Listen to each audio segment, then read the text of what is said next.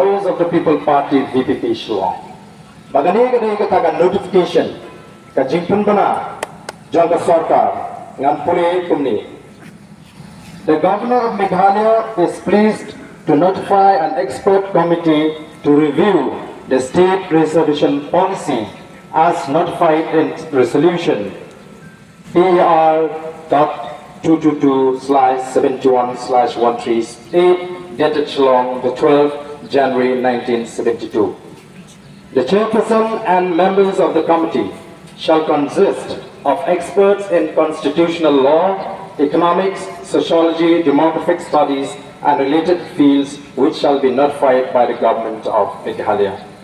The expert committee shall undertake a review of the state reservation policy by obtaining views from all stakeholders and by conducting field visits to all parts of the state.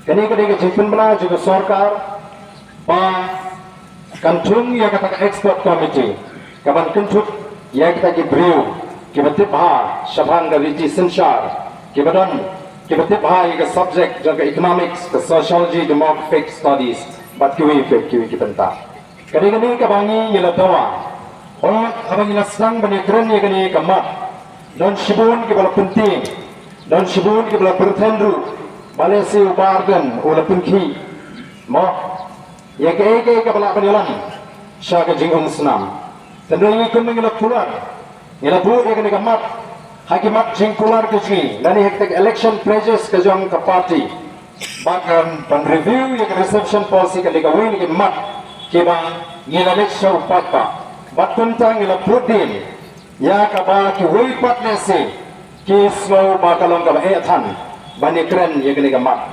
kislo kamlon galele em bani keren rengi slo ban ayu bana ka jing kersan ka jong tui bana ka jing scam jumut jong ki Paidbah ka Sorkar menta kalau menjur bantung ya kata ka expert committee kini kini ka jing jok ka bani kom ka jing ngamna u tlam da pau ya ka jing smono ka bakfrau ka jing ya kini ka nongram ka jing ke balailet bani simbenta Naru Dr. Karachan, Dr. Ricky Singkan, Dr. Baskam Merbo, Bakam Ju Agasin Kabar, Dr. Baskam Merbo, Dr. Ricky Singkan, Bak Wemeli Ba Price Sawal Marmanin.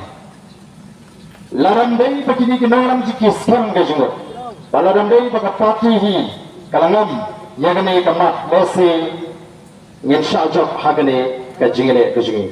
Dari Kajilam. Nagajisa kabustak ke jengki lalat dan penpungu yang